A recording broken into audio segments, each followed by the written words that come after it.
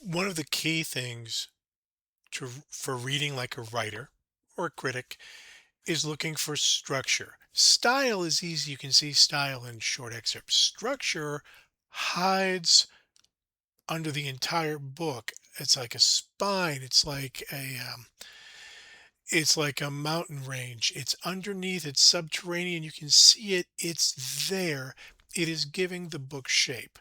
One of the ways writers keep books from feeling like they're amorphous, keep them from seeming like a weird blob, the way they give them a shape is through repetition with change. Change and repetition. Certain elements keep coming back. Le Guin is a great place to practice this. Now, if you ask how is a Wizard of Earthsea organized, the obvious answer is it has 10 chapters. That's true. You should always look at what's happening in the middle chapter of the book or between the middle two chapters if it's an even number.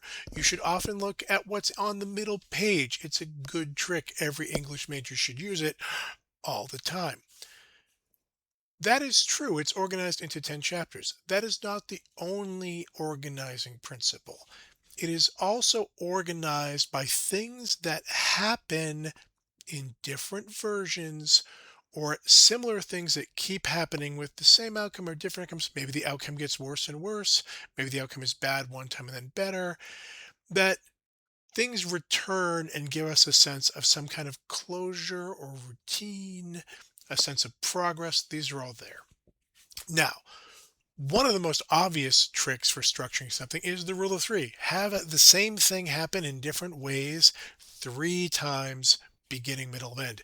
And Le Guin follows it, but not how you think. So if you're watching or reading Romeo and Juliet, it is structured in 5 acts, but it's also structured around three fight scenes, one at the beginning, one at the middle, one at the end. After each fight scene, the entire cast more or less comes out on stage and wrings their hands about all the violence plaguing Verona. Beginning, middle, and big fight scenes, they're there, right? There aren't three fight scenes randomly distributed. If you're reading Pride and Prejudice, and I highly recommend that when you ever have reading time again, which I will not allow you for 6 weeks, if you're reading Jane Austen's Pride and Prejudice, a bunch of things happen. It's organized into 3 volumes, and a bunch of things happen every volume. Oh, yet again, our girl Elizabeth Bennet is at another big house where she does not live, and that Mr. Darcy is there again, beginning, middle, end. Yet again, Elizabeth Bennet is getting a marriage proposal, beginning, middle, end, like clockwork. Let me point out something that happens 3 times in A Wizard of Earthsea. This is earlier critics have noticed this. Le Guin is reworking an old folktale, The Sorcerer's Apprentice type. It's got a type number. It's called Arn Thompson 325. It is a story in which a magician student or a servant of a magician, someone starts poking around in the magician's stuff, often with a book, and almost always summons something that they don't know how to get rid of, right? Um, if you want to think of Ged as Mickey Mouse with a big hat over his ears, it's not wrong. It happens 3 times. First, young Ged, Dooney, has a goat calling charm, and he's so powerful that he can bring all the goats, but he can't send the goats away. He's being mobbed by goats. This is the first sign that he's a powerful wizard. But it's also a sign of Ged messing up, of the future Ged messing up, not knowing how to use his powers, getting out ahead of himself, doing something he's not ready for.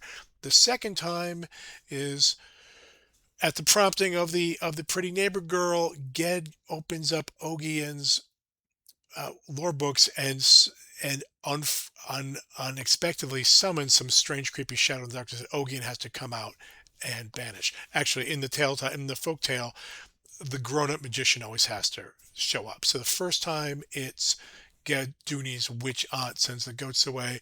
Then Ogien sends the terrible shadow of death lurking in the corner away.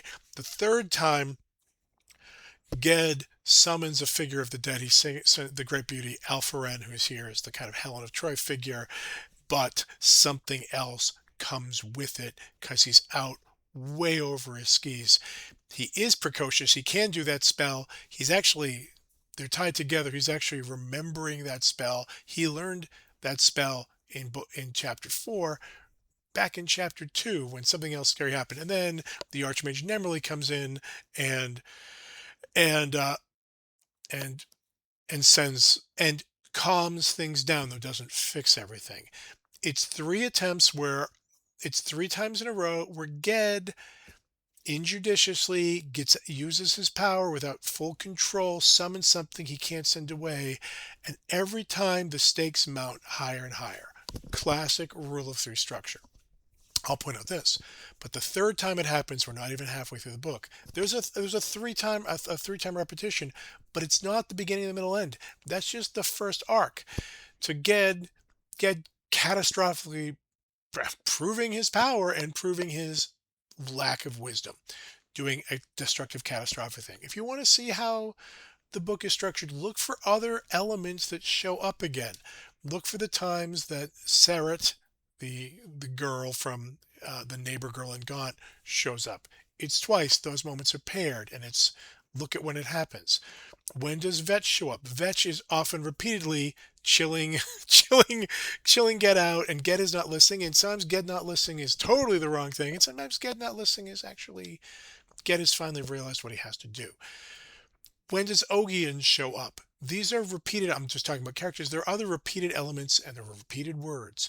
Repeated images can also create structure. The structure isn't simple here. This is a complicated book. But Le Guin is like any skilled writer, and she's a very skilled writer, bringing back certain things, repetition with a difference to create a sense of direction and shape in her novel.